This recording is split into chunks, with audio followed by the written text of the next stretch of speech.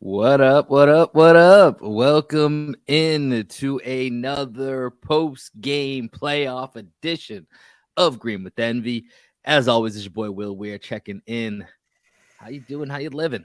Another one of those head-scratching, interesting outcomes for our Boston Celtics. And to help me break it all down, as he does each and every time, my best friend, co-host, and the coach of our podcast. Maybe it needs to be the coach of the Boston Celtics, the one and only Greg Maneikis. How we doing, my friend? We holding up over here? Well, you just said I'm the coach of the podcast, so does that mean I just sit back and not do anything the rest of the pod? You just have to do it all. Hey, man, I as long as I can talk with pace, I think that's what we're really shooting for. As We're long as I not can talk with pace, we'll be podcasting okay. with enough pace. That's what it's been. That's been the missing ingredient, man. When it comes down to it, nut crunch time. We are not podcasting with enough pace. I just fucking figured it out. Just figured it out, and yeah, I mean, there's no beating around the bush on this one. Celtics, Philly now tied up at 2 games apiece, heading back to Boston for Game 5, but will not be a closeout game. Had a chance to be. We're going to break that all down here in just a minute. So we do know that now this series will go at least 6 games, and is ties 2-2. That's the unfortunate news. One good piece of information out of this, so we can at least have a little bit of cheer in this, is following Game 6, and if there's a Game 7, which let's all hope we don't at least get there. I mean, we don't want that to happen, but should there be a Game 7, and definitively now after Game 6, make sure that you guys are following us, as we will be doing our post-game pod live on the Bleacher Report app. So make sure that y'all have the Bleacher Report app downloaded. Your boys, including Adam Taylor, we will have the 3-man Weave United after Game 6. We'll also have coverage, obviously, of Game 5, but starting on Game 6, and then if there's a Game 7, you will have Green with Them be coming at you live from the Bleacher Report app. Thursday's a definitive, Greg. That's definitely going down after this game right now. Before I get into our morning box score, just give me a handful of words to just describe your emotion, just as visceral as it can get, as raw as you can be. What's the emotion that you got right now? I feel like I want to puke, man. Like, really, that's what I feel like. Danielle, bless her heart, is playing the Harry Potter like legacy game on PlayStation that just came out. So she's having a good time while I'm watching the game. I'm watching the game on my laptop. And with like 10 seconds left, she makes some comment. I have no idea what she said to me. It was probably related to dinner. And I'm sitting there yelling at my screen, but she assumed I was yelling at her. So I'm like, there's fucking 10 seconds left. She's oh, I'm sorry. I'm like, no, not you, the coach. Why aren't we calling a timeout right now? I was just so sad when they inbounded the ball and I realized we weren't going to call a timeout. I was like, all right, like fucking buckle up, I guess. But Yeah, the thing that kills me about not calling the timeout is like the Celtics had played such an amazing game up until that point. To get to that point, had the great look at the end of regulation. Like Smart misses the 3. If that shot goes in, Mazzulla's a genius. If this shot gets off with 0.5 seconds quicker, Mazzulla's a genius. mm-hmm. It's just Mazzulla's not a genius, man, because So the results here's matter. the thing. Results do matter. They matter. And we've seen this time and time and time again. So obviously, we've talked about this before. I'm not the big reader on this podcast, but The Tipping Point by Malcolm Gladwell, right, always kind of has a certain point of inflection. And I've been thinking about that a little bit for Mazzulla in the timeouts, where either his reluctance to ever give in to any request to call a timeout is eventually going to either be, see, I told y'all I knew what I was doing and it's going to pay off in the biggest moment, or it's going to happen like it's been happening so far, where it's going to be the ultimate demise of the season. We're going to look back at several games where there was no timeout called. That's kind of where we're at with Joe Mazzulla right now. And to Joe's like post-game presser that you shared with me that just put me in an even worse mood is when he went on there and was like, oh yeah, that was the right play. We just didn't play fast enough. It's like, fucking no shit, dude. Yeah, there's 7 seconds left and you guys are barely getting yourselves organized. Maybe at that point, call the timeout. You know what I mean? Like, that's what killed me is at the end of the game, clearly they didn't know exactly how to get it all organized and set up. That's why you have a timeout, to get it organized and set up so you don't have to waste 6 seconds of the fucking play clock to get your play set up. You advance the ball, you call a timeout, and you're already organized. That's literally the point of a timeout. And the fact that he didn't do it again kills me, bro. And what's even more ironic is like a minute earlier, Doris Burke and Mark Jones are talking about how Mazzulla doesn't like calling timeouts because he likes having 2 down the stretch. Well, if you have 2 down the stretch, the whole point of having 2 down the stretch is so that you can use one of those 2 or use both of them. So like, just use one. Just use. Hey, listen, he had 2. He had 2. Just use one. That's all we're asking. Just one. You can hold on to the other one. You can keep it in your back pocket. You can cuddle with it. You can do whatever the fuck you're gonna do, as crazy Joe Mazzulla will do. But I think the part that you're hitting on that is the part that blows my mind is when he says play with pace and they just needed to get into the play sooner. Literally advancing the ball to half court and getting the play set up. You're cutting out so much time by doing that. When a team's out in transition, you don't want to call a timeout. Okay. We have potentially Jaylen Brown, one of the best transition guys in the league. Jason Tatum, I fully trust. I think there's some, we have space. We have a lot of shooters that can get open looks. That makes sense. Off a made basket, I can't understand why you wouldn't take it. I can't understand. Yeah, I mean, I was okay with the one at the end of regulation because I feel like we really did have all the momentum, and it kind of felt like one of those plays where like chaos would actually be our friend at the end of regulation. And it was like Smart was wide the fuck open, just missed the 3. But in OT, like that 3 by Harden was such a dagger, bro. It was such a dagger. Yeah. We're down 1 instead of being tied. Right at the end of regulation, we're tied. So like there's not as much pressure if we miss the shot. It's just you go to overtime. Down 1, you got to call that timeout to get you guys set up. They're frazzled in that moment. You could see that they weren't getting into the play. Even if that was the play you wanted to run, which seemingly it was, Tatum made a good play at the rim. He made the right pass to Smart, but it was just too late. Like he started that action. His downhill to the hoop was with like under 4 seconds left. Like that, it's inexcusable. You got to at least give yourself an opportunity to get the offensive rebound at the end of that game, right? If you miss that shot, you got to give yourself the opportunity to get that shot. And welcome, Adam. We are live right now. Just FYI, welcome to the pod, Adam Taylor. Thank you. 3-man weave. Had to get up in the middle of the night to make this happen here. What's up? Yo, I'm good, man. I'm good. I kind of fell asleep and then I woke up and watched the last bit of the game that I'd missed. So I was like, yo, let me see if the guys are recording. I'm not very happy. Oh no, we are not either, Adam. We are we were going to go to morning box score, but we're now 8 minutes into just discussing whether or not, I was going to say, I might just skip the morning box score at this point. That was false advertising, folks. We're skipping at this point. We all know what happened. 116, 115. Series tied up at 2. Yeah. So did anyone talk about how Joe Mazzulla should have called the timeout? Then no, you know what, Adam? We're 8 minutes in, but we haven't touched on that yet. No, of course we have, man. That's all we've talked about for 8 minutes. What were your thoughts? Joe Mazzulla should have called the time. I'm sitting there and I'm like, okay, it's the last possession of the game. You're down by 1. This seems like you've been saving all your timeouts. You want 2 down the stretch for this reason. You're gonna call a timeout, right? Right? What the fuck? Where's the timeout? And I don't know, man. I just think that like for me. You draw a play up there. You stop the possession. You draw a play up. You go into a designed end of game set. Brad Stevens had a designed end of game set. It was called winner. Do you know what that meant? It meant you won the game. Ime Udoka had designed end of game sets. Joe Mazzulla's like, I ain't got nothing. I think he done quite well. He galvanized the team in the 4th. I thought his when he challenged them to play, hey, you guys can play another level of defense, like. And that's the part that's so killer about this. So Greg and I were talking off air before we started recording, and up until about 6.5 minutes left in the game, I think I texted Greg and I have a Celtics chat with some of our friends from Dorchester. And, I texted, I don't know if this is our night tonight unless Philly implodes, just because Harden and Embiid, they had it going on. Although Horford ended up doing a great job down the stretch on Embiid. That was just some really impressive defense by Al Horford. But Philly was playing a good game. Like we'll give Philly some credit here. It's the ending of this that's real frustrating. But as soon as I sent that, Celtics go on a 17-4 run, get up 105-100.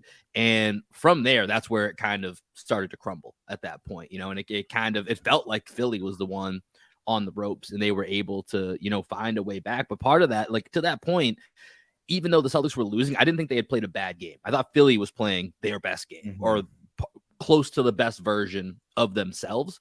And I was kind of okay with that. But then as the Celtics were able to very impressively wrangle control of that game back and then got themselves back into this tight situation. Somehow we ended up back into the same situation where I feel like you can chop up several different podcasts and just copy, paste, send it, put it on YouTube, throw it up on Spotify. You have the same script, which we keep talking about. There's a script to this team, and we're back here again. I feel like Brogdon had a bad game. Does anyone else feel like Brogdon? Here's something that not every podcast is going to say because they're scared of upsetting people. Do you feel like I feel like Brogdon had one of his worst games of the playoffs? To be quite honest, I think he made some really boneheaded decisions on defense and offense. Yeah, this was something that we were actually discussing in our little text message chat with our buddies back in Boston, because we've been talking with them about how Derek White's the third best player on the team for quite some time now. And they were just talking about Brogdon and how much they love Brogdon. And I was just like, man, I don't know. Like, Brogdon being a floor spacer is great, but there's just way too many times where he's entrusted to be like a main penetrator and decision maker. And oftentimes that decision making ends up with him just taking a wild left-handed layup that has no chance of going in. And his first instinct is not what the offensive philosophy is, right? To keep that ball moving, to look for the next pass, to find the open shooter. And there are multiple times in the game tonight where he did exactly that. That 18-foot fadeaway jumper he took right above the nail when he had Tatum wide open in the corner, when Tatum was starting to feel it in the second half and in the fourth quarter. I agree with you, Adam. I don't know that it was his worst playoff game, because he did have some moments, and like his spacing is so important, but there are a lot of times that I disagree with the decisions that Brogdon makes on both ends of the court. So I'm with you on that. And I want to see more White. I still want to see more White on the court. Yeah, I agree with you guys on Brogdon. Same. I don't know if this is his worst game, but despite him having, 19 points and 8 rebounds, I didn't feel great about his game, and that's kind of, I think, the overall point that we're making. And I think it's been all of these playoffs where Brogdon's numbers, I don't have his full playoff stats in front of me here right now, but he's had a really solid postseason, percentages, points, all that. It's to your point that you were saying, Greg, it's the rhythm that he takes the offense out of. And so, but here's kind of the caveat to that. Sometimes that's needed. Sometimes that's needed because our offense can stall out and we're not getting good looks. He can get a look by himself, but there's times where that's a hindrance to what the overall team goal is. So his ability to be a bit of a changeup is sometimes a benefit and a bonus. And then his spacing is always going to be a plus because of the way that we play Mazzulla ball. We want to shoot, 50 plus threes a game or how many ever would be enough, for Joe Mazzulla. But there's other times where the numbers look good, 19 points, 8 rebounds, 2 assists. I mean, he had 2 turnovers in this game, but, still like if you're just looking at that, 5 of 8 from 3, that feels good. 6 of 13, not as great overall. But when you think about it in the flow, that's where I think you can really nitpick that there are moments that it definitely wasn't a great Malcolm Brogdon night. Yeah. Adam, real quick, let's just take a quick break. And when we come back from that break, Adam, you can go off on Malcolm Brogdon for as long as you want. All right, so we're talking about Malcolm Brogdon here. Adam, go with your take here on it. Yeah, I mean, the stats are great. The points, the rebounds, everything like that's great. But there's a point where you have to be like the minutiae of the game, the little details. And I feel like he blew a few coverages defensively, gave up some fouls that he didn't really need to give up. That one where he kind of just flat tired. I think, who did he flat tire? Was it Tyrese Maxey? Was it Harden? Yeah, flat tired Harden to give up a foul when you real tight ball game. That was just careless. I mean, how big your feet are. We don't want a Kevin Durant moment right now. Like, just take an extra half step back. I feel like he was getting hunted a little bit as well, like in that Harden Embiid pick and roll, especially as they moved that pick and roll onto the wings and they were doing like more empty corner stuff. It felt like whenever Brogdon was on the floor, he was kind of who they wanted to switch on to. Mm-hmm. And then I don't think he was self-aware enough to try and get himself switched back out of that matchup. Like, he wanted to try and hang there.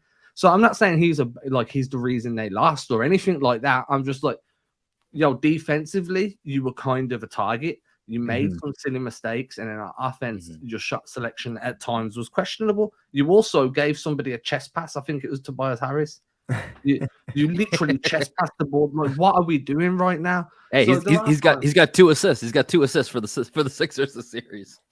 I know, dude, man. Like, don't get me wrong, I'm all in on this team. Like, I think that the fight they showed to claw back from where the position they were in the third to where they were, at the end of the fourth. Such a good comeback, man. It was such a good comeback. Yeah. I'm just like, I'm all in on their fight. I'm all in on what they can do. But, you know, you've got to call out the bad performances the same way as you'll call out the good ones. Absolutely. And that's the frustration. And, you know, our guy Wayne Spooney wrote over at Celtics blog and part of First of the Floor podcast. He wrote a great article just talking about kind of the complexities of rooting for this team because there's expectations. You can go back to those Isaiah Thomas teams; they're so fun and easy to root for, but they never had a real chance in hell of winning a championship. This team almost won a championship last year, and at their peak, I like when they play their best. I'm not sure there's a better team in the NBA. It's just they can't get there consistently enough, you know, or especially in moments when they're not with their backs against the wall, like when they can actually take control, they really struggle to for whatever reason, find a way to get to that gear. And that makes it really difficult, I think, as a fan, just watching these games to enjoy it as much as we want to. And then that's what makes moments like this so frustrating. But another thing I want to talk about here, and this is a question I have for you guys, because I don't know if this is more coaching, if this is a little bit of player thing here. Let's talk about Jaylen Brown for a minute, because Jaylen Brown came out. I called him the tone setter a few games ago. He set the tone again tonight. He came out on fire. He was amazing in the first quarter. He's been amazing in a lot of these first quarters. Second half, including overtime, how many shots do you guys think Jaylen Brown had? 3. I'm cheating right now. I'm cheating right now, and I'm pulling it up. I'm going to say 6. Let's cut the difference just about. It's 5 shots. So he goes 3 of 5. That's it in the second half and overtime. 3 of those, and 3 of those are from deep 3, 2 of which I'm pretty sure were just at the end of the shot clock, if I remember correctly. So they weren't necessarily the best of looks. And then he's got 2 right at the rim. But that's it. And you know, Jaylen Brown has been really, really good, really, really efficient in these playoffs. And so I don't know if this is him getting less aggressive as the game goes on. Is this Mazzulla not putting Jaylen in enough spots to get enough touches? Is it the Philly defense? I've been a little bit confused. And, you know, they had the 8 for 10 game a few games ago as well. So I'm curious to get your guys' thoughts, because I thought that was another glaring part. Well, especially for my bank account, because I bet on Jaylen Brown over 24.5 points, had 12 points in the first quarter. Yeah, finished with 23. We missed that bet again. Boy's still cold. But what is going on with this? Why is Jaylen Brown not as involved as much as when the game goes on?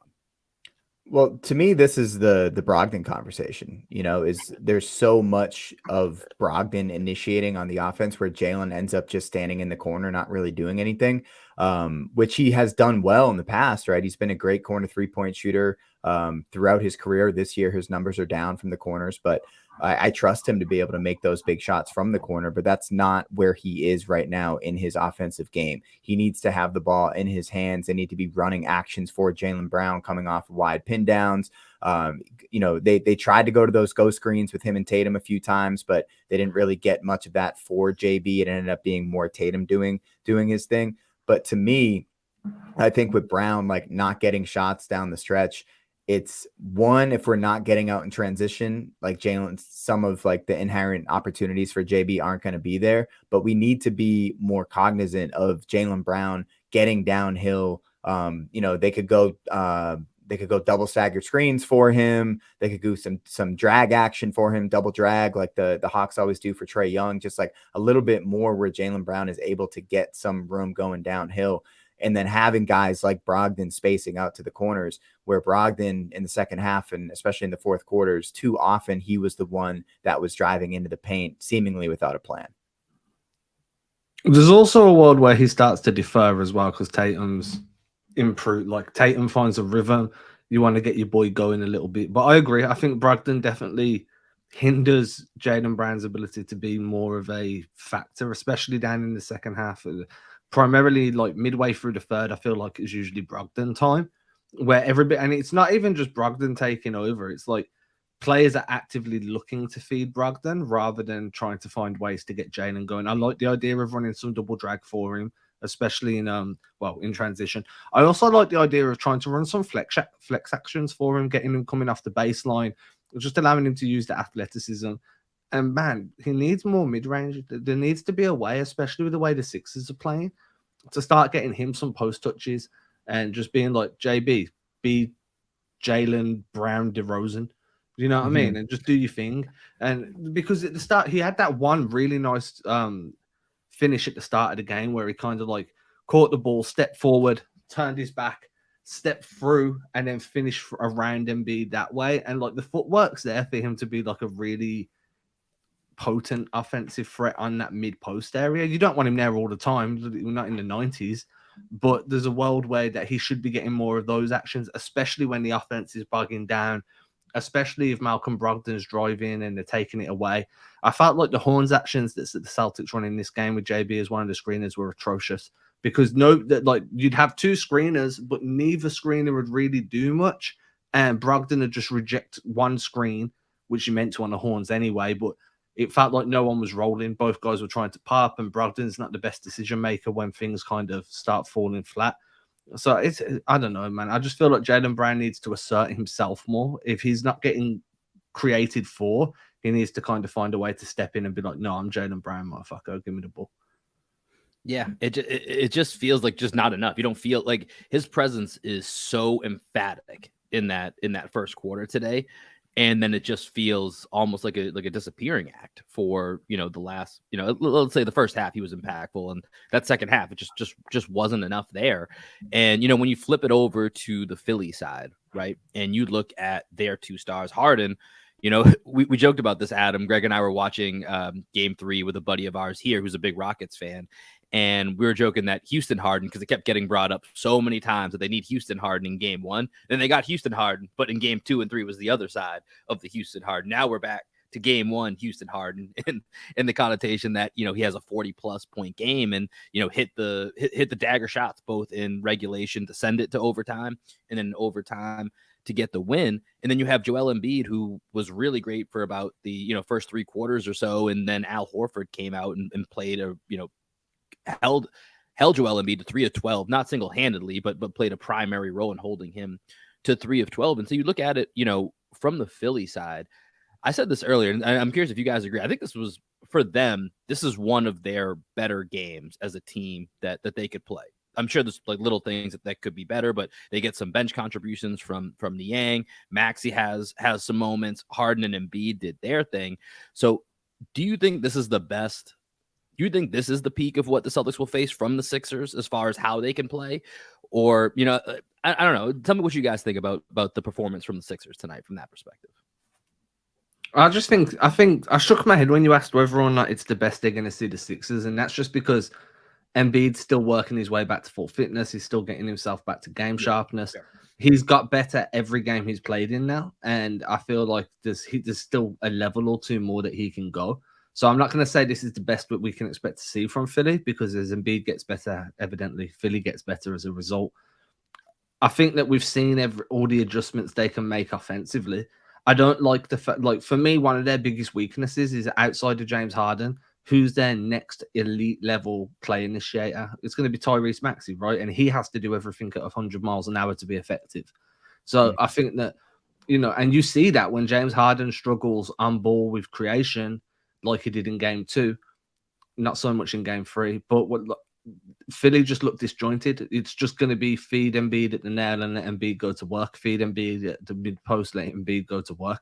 Now that didn't work for the games 2 and 3, because Embiid was like, dude, I'm gassed. My knees swelling up the size of a grapefruit. I need to sit down. Comes out in game, what's this? Game 4. And I had to count. It's late, dude. It's like, what? It's past midnight now. Comes out and plays well. His fitness is a bit better. He's found a bit of a rhythm, and then everything starts to look good. So I'm expecting to see Embiid play even better, probably at the TD. And then, that Harden's the weight of expectation on Harden's shoulders starts to decrease the better Embiid starts to play. Yeah, to your point about Maxey, Harden is such a great decision maker. He's such a great passer. He has everything that you want in a pick and roll partner for Joel Embiid. Maxey does have some capability to run and pick and roll, but it's more for his own shot. He can't find the shooters in the corner. He can't really throw the lob over the top to Embiid, though Embiid's not like a huge lob threat right now. So Maxey right now is very similar to how I see you always talking about Jaylen Brown being a play finisher for the Celtics, right? There's a big article you wrote earlier in the year. Like, they need to set up Maxey to just finish plays, get downhill, 45 cuts from the wing, things like that, where he can attack downhill. He's a great shooter off the catch, but Maxey doesn't do enough to make his teammates better at this point in his career. Not that he can't at some point in his future. He's still super young. But for this series, I don't think that the Sixers really can do much more on the offensive side of the ball scheme-wise that's going to get them better looks than they got tonight. The Celtics, I thought, like, pretty much all night were getting pretty solid looks and forcing the Sixers to take tough shots. But the Sixers were hitting some of the tough shots, and then they were getting some of those guys like George Niang to knock down some shots, Maxey knocked down some shots, and then when Harden goes for 40, like, you would have never thought James Harden would go for 40 twice in this series. But Jaylen Brown getting in foul trouble early on in the game, they were forced to take Brown off of Harden for the entire first half. He didn't cover him after those 2 fouls, and then Harden was able to get into a rhythm when he has somebody like Smart guarding him or White guarding him. They just don't have the physicality and the length that Jaylen Brown has on the defensive end. So if Brown's able to stay out of foul trouble and guard Harden for a full 48, I don't see the Sixers being able to generate the type of offense they generated tonight, because most of their offense was generated by James Harden. So it's certainly going to be more nuanced than this, but control James Harden, win the series. You know what I mean? Like, is that a big part of this just for the Celtics? If Harden gets himself going, and it doesn't necessarily mean going for over 40, but even if he's getting 30 plus, that's going to be, that's going to be difficult for the Celtics to also try to control whatever Embiid's putting up, whoever else. But, the way that they were able to, just completely dominate Harden in games 2 and 3, it feels like that's just, in a very simplified version of what needs to happen over these next 3 games is keep James Harden under control and you win the series. Well, the pattern works, right? So he has a big game in game 1, folds in game 2 and 3, big game in game 4. So now you need to win games 5 and 6 because the pattern says that Harden's going to be back to Houston Harden in game 7, and you don't want that. So that's a concern. And like, as Greg pointed out, like, that was kind of the point I was pushing with Maxey, was behind Harden, they don't have that pick and roll creator. They don't really have that on-ball initiator. So when you can limit Harden, you limit everything good they could do outside of Embiid in terms of actual on-ball creation. Avoid game 7. Apparently, that's the math. He plays good in game 1, good in game 4, good in game 7. I'm just saying that's the pattern. I saw someone on Twitter say it's a little bit like the Anthony Davis thing, where everyone's starting to say, "Oh, just look at the numbers here. Anthony Davis plays well every other game. James Harden's playing well every 3 games." So if that's going to be the situation that we're looking at, then ideally you're trying to avoid game 7. So as we try to wrap our heads around this, let's take a quick break, and then let's talk about what we think is. Let's look ahead to game 5. So let's take a quick break, and we'll come back and do that.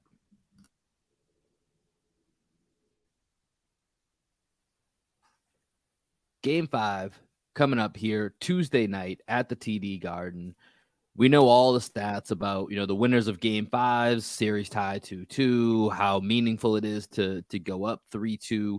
Obviously keep in mind, as Celtics fans, we know last year, this same round, Celtics went down 3-2, came on the road and won. So even if the Celtics find a way to lose game 5, doesn't mean the series is over by any means, but you're going to see that number, whatever it is, about whoever wins this game, and 75 or whatever that number is, go on to win the series. So obviously a massive game coming up on Tuesday night at the TD Garden.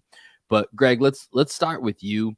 What needs to happen for the Celtics to get back to taking control of the series in game 5? I think that, first of all, Jason Tatum needs to get off to a better start than he got off to tonight. Tatum was unbelievable. 1 of 9, 2 points in the first half. Yeah. Second half, he had a far different story. Yeah. Second half, he was great. I just wanted, before we move on to game 5, I just want to touch on JT, what he did in game 4. He had 24 points, 18 rebounds, 6 assists, 4 blocks, 1 steal, only 2 turnovers. He was great in that game. Absolutely phenomenal in that game. So I just think that Tatum needs to really get off to a great start in order for the Celtics to set the tone on on offense in the first half, because Brown is that guy. That's the tone setter, right? He always comes out and has 10 to 15 points in the first quarter. But I think Tatum is the guy that needs to like put his foot down as the MVP of this team. See, I've got nothing else to add, because the fact that when Tatum plays one in the second half, you come back from a deficit. Tatum plays offensively bad. He played well defensively. Plays offensively bad in the first half. You're struggling. Like, I don't know. There's nowhere that an argument can be made that you can win this series without Tatum playing well. I also panicked because I saw that I tweeted out the wrong link when I was tweeting out the show, and I tweeted out the link to the stream. Yeah, I saw somebody pop into the room, and I was like, "Who? Wait, what is happening right now?" So I tweeted out a link like, "Yo, come hang with us," and like I just must have copied. Oh wait, did someone pop into the show? Yeah, that's why I like lost my train of thought halfway through my Tatum conversation. I was like, "What? Who?" Greg, I saw you lose your train of thought. I saw you laugh at something, and I started looking for our private chat. I was looking through the comments. I was like, "What was Greg just laughing at? Was he just pulling a Joe Mazzulla and laughing like a maniac? What was?" Dude, was it's like you know what that's like. It's So I'm in a band, right?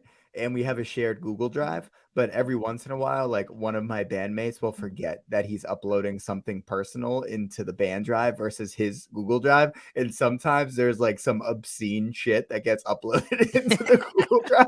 And I'm like, all right, guys, which one of you motherfuckers just uploaded some porn into the Google Drive? What's happening right now? Like, wrong link. You got to make sure you're tweeting out the right links, uploading things to the right Google Drive. Shit, it's late, man. I was just trying to get some more people up in here, man. Late night, Green with Envy, Adam Taylor Pornhub special. Oh man, I mean, I was just inviting people to come hang. It was just in the wrong area. Like, they're not meant to be backstage. Hey man, we needed that. We need a little levity on this, because it was a rough game, and looking ahead, you guys are right. You guys have said everything that I think is really going to be key, and Jason Tatum this postseason has had a much more well-rounded postseason, right? Not just the scoring. The rebounds have gone from, he's getting 8 to 10. He got 18 tonight, or whatever ridiculous 18. Number it was. 18. That's absurd that Jason Tatum's putting down 18 boards. I mean, you go to bet on it now, but pregame, the line's 9.5. That's the baseline that they're setting for Jason Tatum when it comes to rebounds. He has 6 assists tonight. He's kind of at that point that we usually look to with the guys that we consider on the wings, say for like guys like LeBron, but like Kawhi, Jimmy, they're in that 5-6 assist range. He's pretty consistently doing that as well now. But the one thing that we haven't had yet is that scoring explosion. And that scoring explosion, sometimes it's just what you need, right? So if you're going to be, and he's going to be, back-to-back first-team All-NBA, back-to-back top 5 MVP finisher, sometimes you just need that dude that's just gonna go out and put up 40 plus. Now he can certainly. I'm not trying to challenge it and say that he can't do that, because we've seen him do it. We know. He had 39 in game 1 and we lost. Right. That's a fair point. It's right there. Exactly. So, maybe I don't know what it is then. maybe we're just grasping at straws to try to find the answer. I think Tatum needs to be that guy in offense, and he needs to have it going from 3, because when he has it going from 3, he's just completely unstoppable.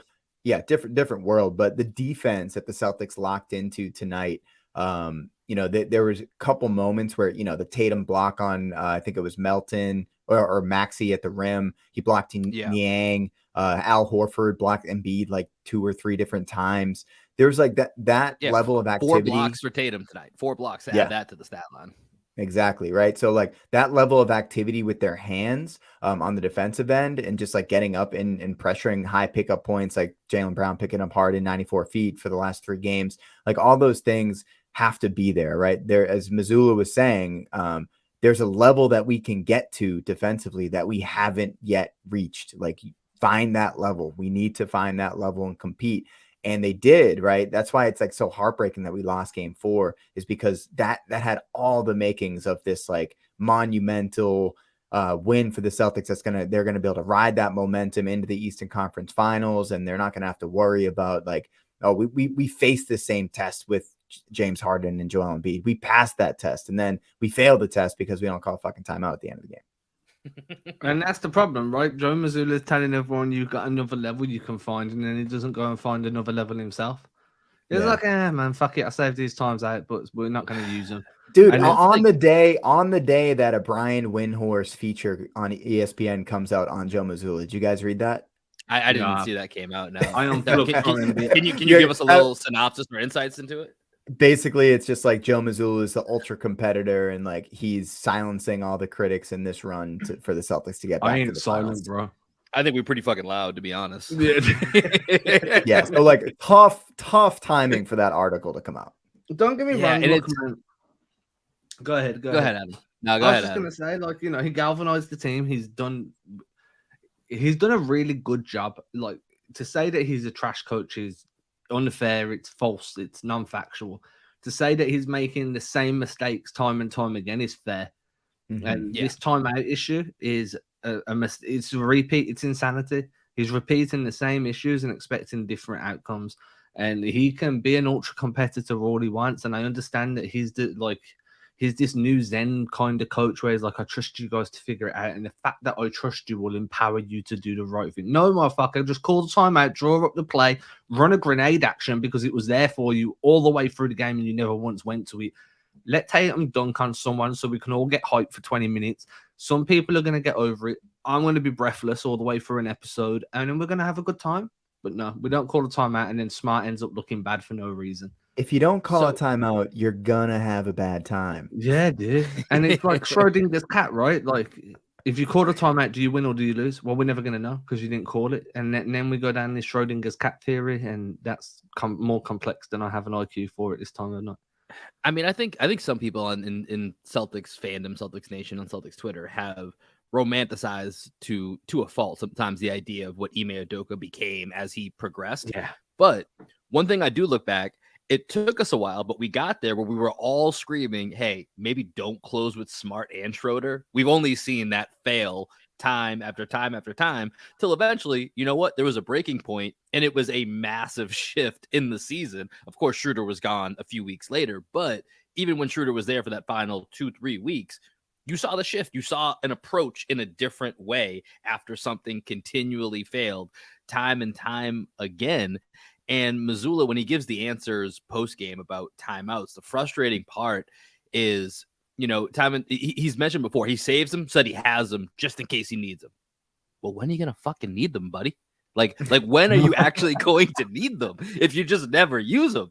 Like, I don't know. It doesn't even make any sense. And the fact that he acts as if that wasn't even an option. You know, I feel like in his answers, he's like, no, we had the pace. Why would we call a timeout?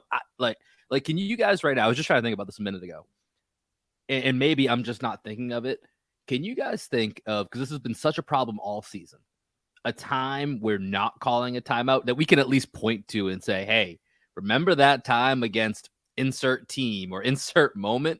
We didn't call a timeout, and that's what we're trying to replicate time and time again. I'm sure it exists. I just can't think of it off the top of my head. Yeah, I didn't like keep a tally of it, but there were definitely a few times throughout the season where that strategy works. And like, I generally am okay with the strategy of not calling a timeout. Just like I'm okay with the general idea of not calling a timeout. But there are like so obvious situations where you need to call the timeout. And I was, like I said earlier, I was okay with them not calling timeout at the end of regulation. The game was tied, first of all, right? We're not down one. That's a big difference. Yeah. Yeah. Big difference. And we had a lot of momentum up until that point. And it felt like Philly was just like hanging on by a thread, right? Where like, it just had that feel that the Celtics were going to win the game and Smart just front rim the three. Like, you can make the argument, maybe you want to get Smart off the court for a better shooter, but Mazzulla's going to go with Smart. We know at this point, he's not going to bench Marcus Smart. So that's a whole nother thing. Marcus Smart played great tonight. I thought Smart's been good for most of the playoffs. He hit the three that was just a little bit late. You know what I mean? So there's like, you trust Marcus Smart in big moments, but at the end of overtime, we're down one. The Celtics seemingly don't have their stuff together because it takes them 7 seconds to get into the play. Tatum doesn't get into his downhill action until under 4 seconds left on the clock. And then at that point, you're just like, I mean, fuck it. Like, hopefully we get a shot up, right? That's really what I'm thinking at that point. It's like, I hope we get a shot up, and we didn't get a shot up. But at that, dude, like, the strategy of not calling a timeout there like you have to give yourself an opportunity for an offensive rebound. I feel like I'm just like repeating all the shit I said earlier in the pod, but you have to give yourself the opportunity to get an offensive rebound where you say, okay, Tatum, you're going to go at 8 seconds, right? Because you want to give yourself a chance. If you miss the first shot, that you have an opportunity to get the second one. So like you get the shot up with 4 seconds, right? Not start your action to the hoop with 4 seconds. So I mean, you just got to call a timeout, man. I'm just very, very sad. I'm not even upset. I'm just disappointed. Like it's that parenting kind of mentality now, and you can just tell what it's going to be like in the post-game presses. I feel sorry for everyone there. Joe, why didn't you call a timeout? I didn't think I needed to. Why? Why didn't you need to? We were only down 1. So Just what did you see? Yeah, what did you see there, Joe? I trust my guys. Anything else you want to add, Joe? My jiu-jitsu coach said not to.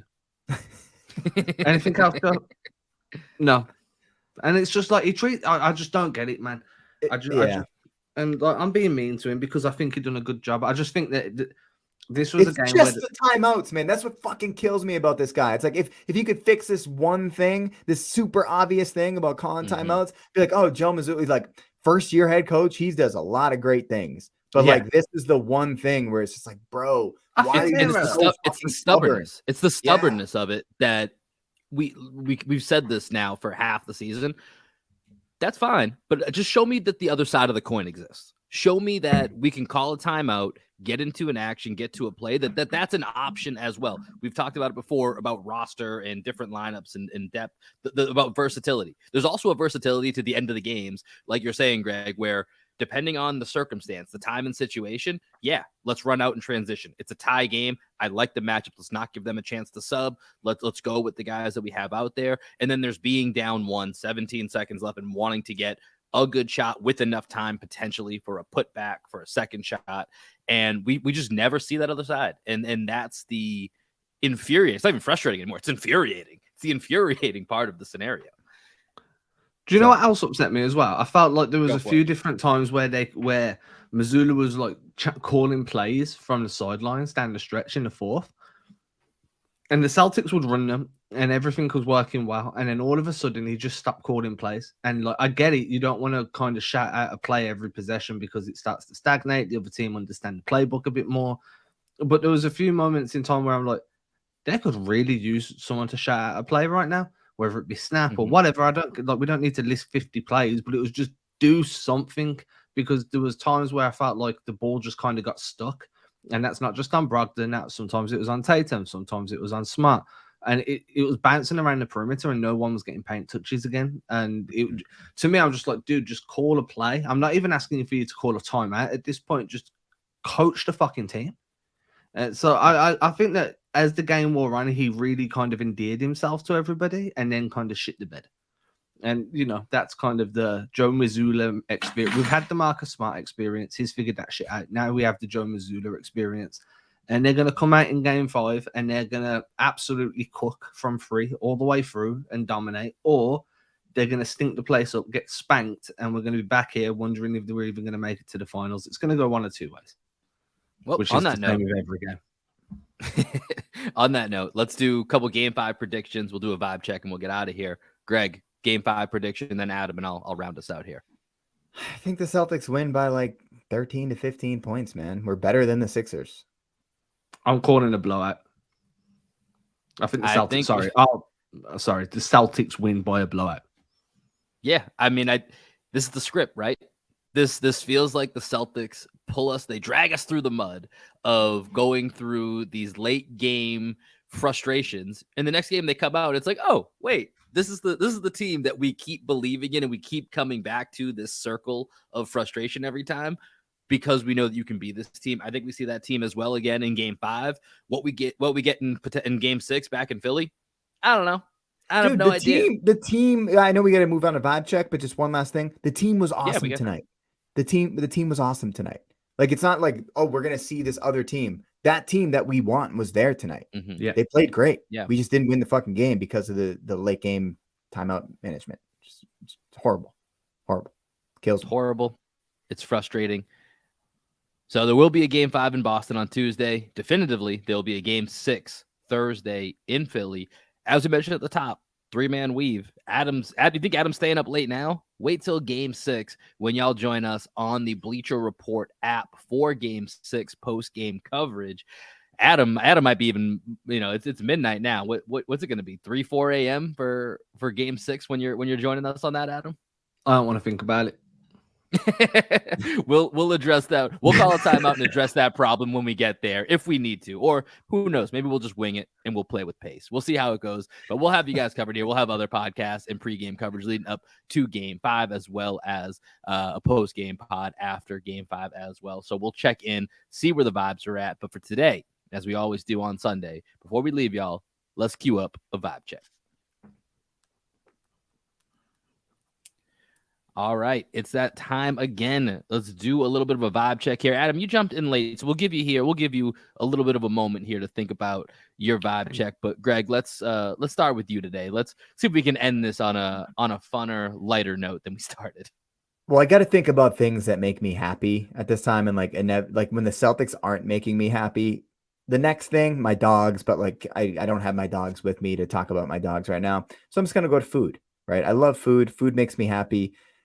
Trying to ball on a budget a little bit right now. So what I decided to do, going back to my childhood, went to the grocery store and I got a huge bag of frozen chicken nuggets. So I have been eating frozen chicken nuggets in all variety of sandwiches and wraps, rice bowls, stir fries, just with my frozen chicken nuggets that I'm heating up in the air fryer. It brings me joy. As long I don't know how many more days in a row I can eat frozen chicken nuggets. I'm on 4 right now. So chicken nugget diet.